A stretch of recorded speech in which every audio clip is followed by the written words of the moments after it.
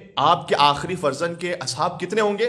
فرمایا وہ جو بدر کی تعداد ہے وہ بھی 313 ہے. ایک مل کے صلوات بھیجیے گا محمد وعلی محمد پر اللہم صلی علی محمد وعلی محمد.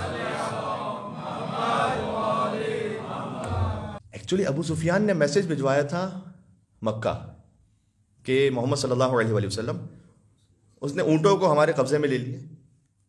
اب کوئی عرب وہ دولت تو اپنی چھوڑنا نہیں چاہتا کسی بھی طرح سے، تو اس نے کہا کہ بہت ہو گیا، انف از انف، اب حملہ کرو اور ان کو کرش کر دو.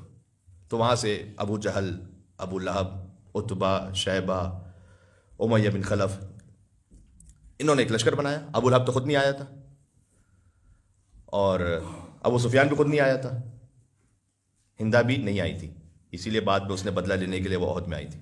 بہرحال لیکن ابو جہل آیا، عتبہ، شیبہ، ربیہ. اب یہ سارے وارئرز ہیں عرب کے، یہ آ رہے ہیں.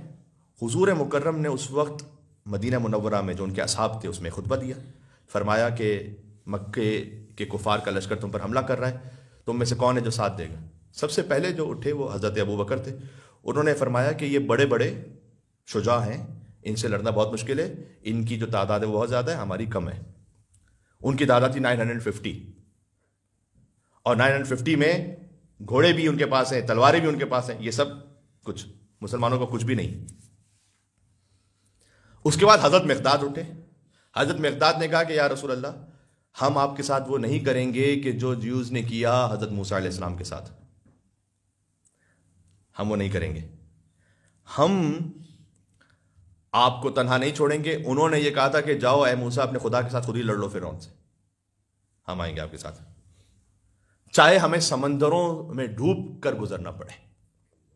حضور مکرم نے فرمایا کہ اللہ تعالیٰ نے 4 ہستیوں کی محبت کا مجھے حکم دیا ہے، سلمان، ابو ذر، مقداد، عمار. مجھے حکم دیا اللہ تعالیٰ نے کہ ان 4 ہستیوں کی محبت رکھو. یہاں مولا علی کی بات نہیں ہو رہی، یہاں ان کے اصحاب کی بات ہو رہی ہے. اور ظاہر ہے علی بن ابی طالب کی ذوالفقار سے بدر فتح ہوئی، 70 وہاں سے مارے گئے، 70 میں سے 35 مولا علی نے اکیلے مارے تھے، باقی 35 میں خود علی بن ابی طالب ہر ایک کے ساتھ شریک تھے. اب جانتے ہیں وہ جو 313 تھے، ایک طرح سے تشبیہ اور عدد بن گیا کہ امام زمان علیہ السلام کے لشکر بھی وہ 313 خالص ترین ہوں گے.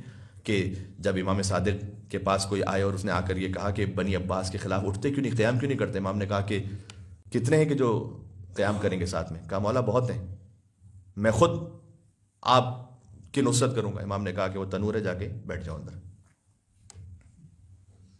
کہا مولا میں دشمنوں کو مارنے کی بات کر رہا ہوں، آپ کہہ رہے ہیں کہ میں بیٹھ جاؤں جا کے وہاں پر؟ کہا ٹھیک ہے پھر یہیں بیٹھے رہو. بعد میں ہارون مکی آئے، کچھ نہیں کہا امام نے، کہا جاؤ تنور میں بیٹھ جاؤ، اور ہارون مکی چلے گئے. آپ جانتے ہیں واقعہ. اور ہارون مکی تنور میں جا کے بیٹھ گئے، اور پھر امام نے کہا کہ باہر آ جاؤ، باہر آ گئے. اس کا مطلب فقط یہ نہیں ہے کہ جب امام نے کہا کہ مر جاؤ تو مر جاؤ. امام جب کہیں کہ چپ رہو تو چپ رہو، اور جب امام کہیں بولو تو بولو.